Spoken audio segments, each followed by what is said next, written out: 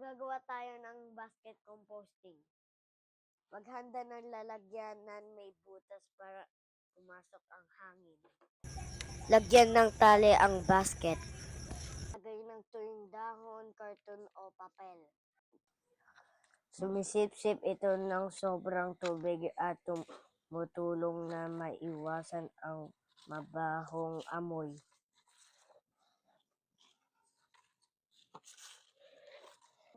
Idadagdag ang mga nabubulok, kagaya ng balat ng prutas at kulay.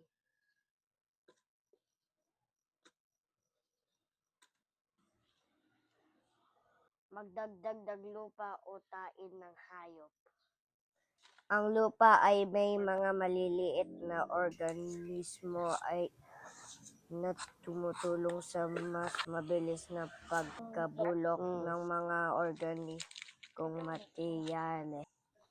Takpan ang bawat bagong layer ng kitchen waste ng tuyong dahon o papel.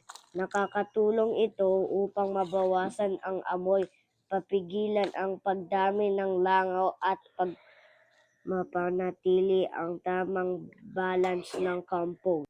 Haluin ito minsan o 2 beses bawat linggo upang makapasok ang hangin mas mabilis makabulok ang compost kapag sapat ng oxygen. Kung masyadong tuyo, husikan ng konting tubig. Kung masyadong basa, magdagdag ng tuyong dahon o papel. Hintayin maging compost at gamitin ito pagkalipas ng 2 hanggang 3 buwan.